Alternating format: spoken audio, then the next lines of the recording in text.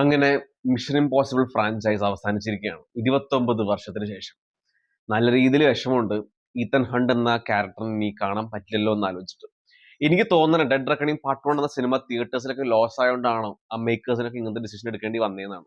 But dead reckoning part 1 ഒരു കിടിലൻ theatre experience തന്ന സിനിമ തന്നെയായിരുന്നു. ഈ ഒരു ഫ്രാഞ്ചൈസിൽ ഈച്ച് ആൻഡ് എവറി സിനിമകൾ എന്നെ വളരെ തൃപ്തിപ്പെടുത്തിയ സിനിമകൾ തന്നെയായിരുന്നു. ഇതിലൊന്നും പേഴ്സണലി എനിക്ക് ഒരു ഡിസപ്പോയിന്റ്മെന്റ് തന്നിട്ടില്ല.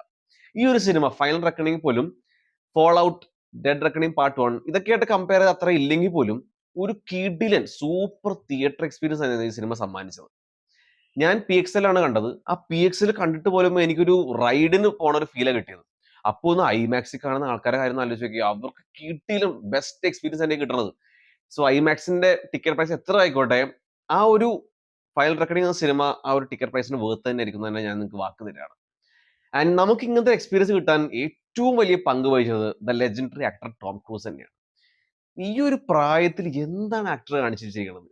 62 വയസ്സായി. ആൻഡ് ടോം ക്രൂസ് ഒരു വട്ടം പറഞ്ഞിട്ടുണ്ട്, I like to surprise myself in my movies എന്ന്. സോ അതൊക്കെ തന്നെ നമ്മൾ കണ്ടോണ്ടിരിക്കുന്നത്. ഡെഡ് റെക്കണിംഗ് പാർട്ട് 1 ഹെലികോപ്റ്റർ ഓടിക്കുന്നു, ഭയങ്കര വലിയ ഹൈറ്റിൽ നിന്ന് ബൈക്ക് വെച്ച് ചാടുന്നു.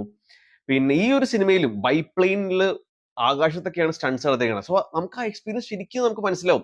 ഒരു CGIയുടെയും ഒരു റിയൽ ലൈഫ് സ്റ്റണ്ടിന്റെ ഡിഫറൻസ് നമുക്ക് ശരിക്കും ഈ ഒരു സിനിമയെ കണ്ടാൽ ശരിക്കും നമുക്ക് മനസ്സിലാക്കി എടുക്കാൻ പറ്റും. റിയൽ ലൈഫ് സ്റ്റണ്ട് മാത്രമല്ല കേട്ടോ, പെർഫോമൻസിലും വേറെ ലീഗ് തന്നെയായിരുന്നു ടോം ക്രൂസ് എന്ന ആക്ടർ. പിന്നെ റെസ്റ്റ് ഓഫ് ദ കാസ്റ്റും ആ ഒരു IMF ക്യാരക്ടേഴ്സ് ആയിട്ട് വളരെ വൃത്തിക്ക് തന്നെ ചെയ്തു വെച്ചിട്ടുണ്ട്. പിന്നെ ഞാൻ നേരത്തെ ഡെഡ് റെക്കണിംഗ് പാർട്ട് 1 തന്നെ പറഞ്ഞിട്ടുണ്ട്, Christopher McQuarrie is a great writer and a great director. He knows his work and he knows what is mission impossible franchise.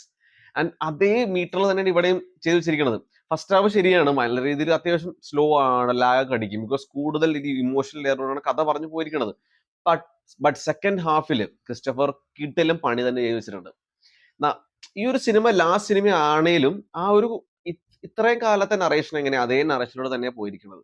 And നമുക്ക് നല്ല രീതിയിൽ ടെൻഷൻ അടിച്ച് സിനിമ നോക്കിയിരിക്കാൻ പറ്റും. പിന്നെ എട്ടാമത്തെ ലാസ്റ്റ് സിനിമ കൂടെ ആയതുകൊണ്ട് നമുക്ക് ടെൻഷൻ ആവും. പിന്നെ music by Max Aruj, Alfie Godfrey. ആ ഒരു ഐക്കോണിക് ബാക്ക്ഗ്രൗണ്ട് സ്കോർ ഒക്കെ യൂസ് ചെയ്ത് ബ്ലെൻഡ് ചെയ്ത് നല്ല രീതിയിൽ തന്നെ സിനിമയെ എൻഗേജ് കൊണ്ടുപോകാൻ സാധിച്ചിട്ടുണ്ട്. പക്ഷെ എനിക്ക് കൂടുതൽ അടിപൊളിയായിട്ട് തോന്നുന്നത് ലാസ്റ്റ് 2 സിനിമയിൽ മ്യൂസിക് ചെയ്ത ലോൺ ബാൽഫി ആയിരുന്നു. ഗംഭീര എക്സ്പീരിയൻസ് തന്നെയായിരുന്നു മ്യൂസിക് കൊണ്ട് ആ ലാസ്റ്റ് 2 സിനിമയിൽ അയാൾ സമ്മാനിച്ചത്. പിന്നെ എഡിറ്റിംഗ് കുറച്ചും കൂടെ ക്രിസ്പ് ആക്കായിരുന്നു തോന്നുന്നു. എഡി ഹാമിൽട്ടൺ ആണ് ഇതിനെ എഡിറ്റിംഗ് ചെയ്ത് വെച്ചിരിക്കുന്നത്.